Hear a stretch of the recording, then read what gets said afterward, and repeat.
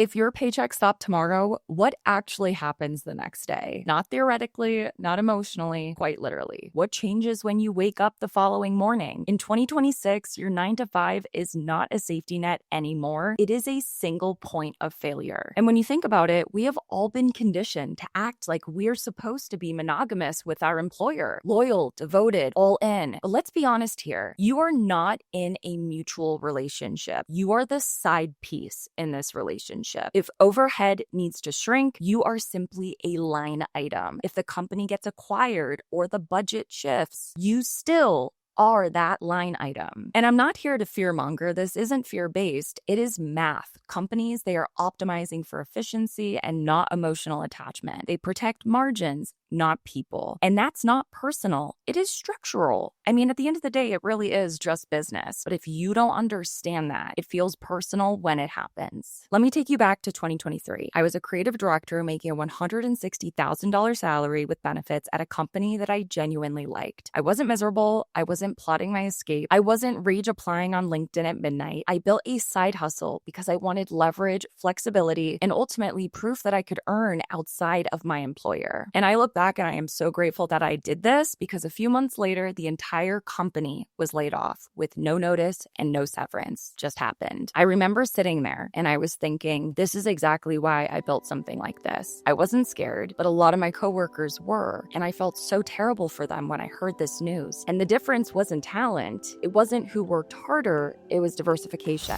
Welcome to UGC Pro, the podcast where creative strategy, UGC innovation, and freelancing success collide. I'm your host, Kelly Rockline, a self-taught creative marketer from the brand and creator side. With over a decade of experience working with hundreds of brands and driving over $500 million in revenue. Now, as a mentor to more than 10,000 aspiring UGC creators and creative strategists, I'm here to help you unlock your full potential.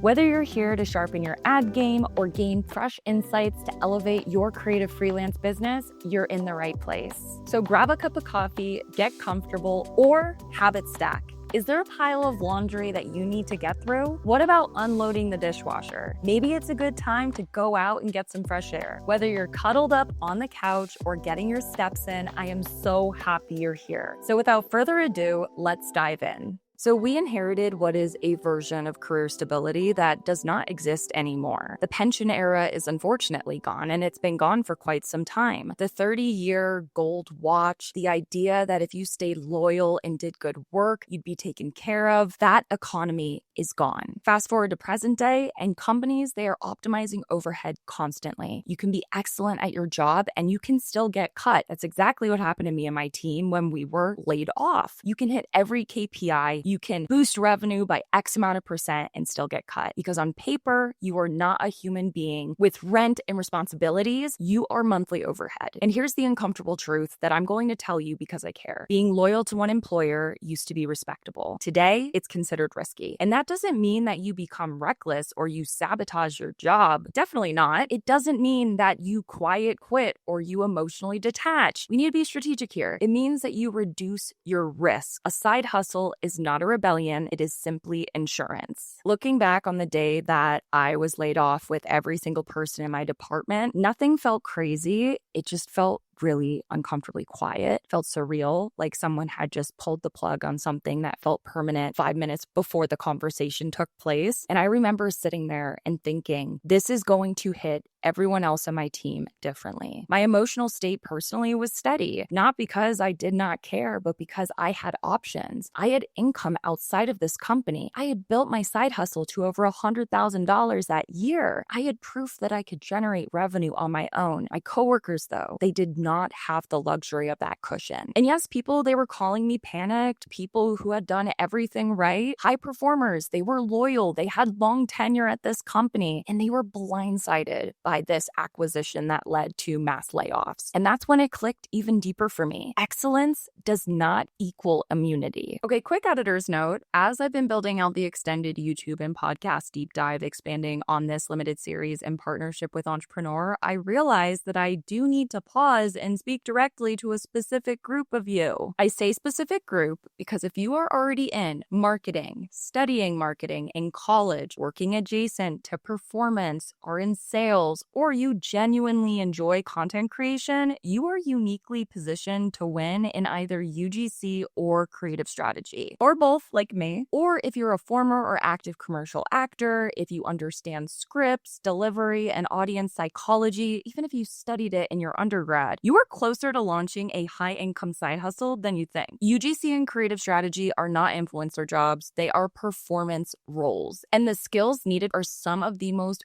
valued ones in marketing today. UGC works because it's adjacent to skills that already exist in the market. Brands need content that converts organically on TikTok and Instagram. So think of like the post that they're actually posting to their page. That said, they also need content that converts in paid ads and drives revenue for the brand. And at that intersection is where performance creative sits. They need people who understand hooks, angles, testing frameworks, and iteration cycles. Most internal teams either lack the bandwidth or the depth in performance creative. And when I see a gap, I see opportunity. And honestly, creative strategy is even greater leverage. It moves you from being the person on camera to the person that is directing what gets tested from a strategy perspective. It's understanding why something works, not just how to film it, and thinking is always going to pay more than execution. What I love about creative strategy especially is it's also very flexible. Not that UGC isn't, but maybe you love content and strategy, but you don't want to be on camera. Obviously, creative strategy is going to allow you to operate behind the scenes as compared to a UGC creator, like you literally have to be on camera. And say, for example, maybe you work a full-time job, 40 hours a week, and you can carve out 10 hours of spare time for consulting. For example, 10 strategic hours a week can equal $6,000 a month in retainer income. That's literally what I charge one of my clients for 40 hours a month. So if you are in marketing, this is going to compound your resume. If you are a student, this gives you real world reps faster than waiting for an internship. It might actually be the reason why you secure that internship. The market does not pay for credentials alone, it pays for proof. So it's going to help you build things like your case studies. Because unfortunately, I watched many peers graduate expecting high salaries immediately, only to realize entry level still requires earning your reps. I chose to earn reps first by not going to college, so by the time many of my peers were graduating, I already had years of experience compounding, I had built case studies, etc. If you're in another industry entirely, but you understand things like messaging, persuasion, storytelling, or even psychology, this is a lateral move, not starting over. We've had students from like nursing, psychology, corporate roles, even retirees, like Gen Xers, people who had transferable skills, build literal 6 and even 7-figure businesses after learning how to apply those skills to UGC and creative strategy and beyond, because the ones that are pushing the 7 figures have now applied what we taught them to TikTok Shop. And the most powerful part, they didn't guess their way there. They followed the structure that UGC Pro laid out for them. Since summer of 2022, I've taught over 17,900 students, which is like crazy to say. Like that many people trusted our video courses and our resources. And that is exactly why I built UGC University and our Intro to Creative Strategy video course. So really quickly, UGC University, it teaches positioning, pitching, pricing, and execution, everything that is required to operate as a high-performing UGC creator. And then our Intro to Creative Strategy video course teaches you how to think in performance, which means how to analyze data, structure tests, and make strategic decisions instead of just producing assets. And after completing it, students typically do one of two things. They either raise their rates, often sometimes even doubling them. And when I say rates, I'm talking about UGC because they now deliver insight and not just content. So when a brand hires them, they know that this UGC creator operates like a creative strategist, or they unlock an entirely new income stream offering creative strategy consulting to brands, further diversifying their income. When you shift from creator to strategic partner, brands pay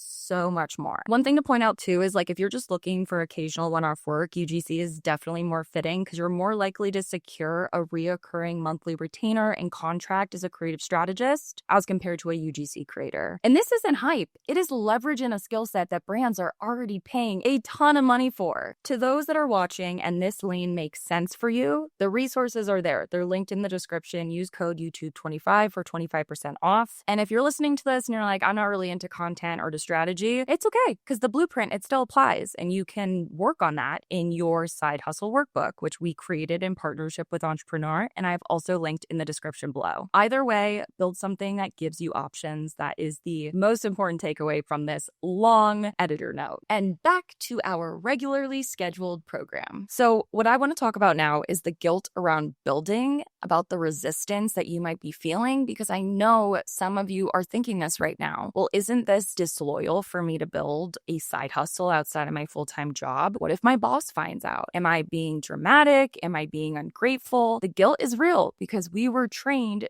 to equate exclusivity with integrity. And this is where my 2 rules come in. Protect your full-time performance and keep things separate. How you do anything is how you do everything. So when I was building my side hustle, I was leading an entire department at my full-time job, and my team, they got the best of me, not my side hustle. My hustle got my nights, my weekends, and my downtime. Before you start anything, you need to read your contract carefully. That's another really important reminder. Looking for non-competes, moonlighting clauses, confidentiality agreements. Build smart, not sloppy. And ultimately, the goal is not to burn bridges. The goal is to build a second leg under your life. Because if one income stream were to disappear, your livelihood doesn't collapse with it. If you already downloaded the side hustle workbook that I created in partnership with Entrepreneur, I want you to open up to page 4. You're going to see the skill inventory section. And if you haven't downloaded this already, I've linked it in the description. The goal here is simple. I want you to monetize what you already know, not what's trending, not what's flashy on TikTok, and not some random business model that you saw or heard about on a podcast. I want you to start by listing out 10 to 15 things that you already do at your full-time job. Maybe you build dashboards, maybe you run ads, manage vendors, write decks, maybe you mediate conflict, design workflows, code automations. Whatever your field is, you already have leverage. Now there's the shift. For each skill, I want you to ask yourself, who already pays for this problem to be solved? Not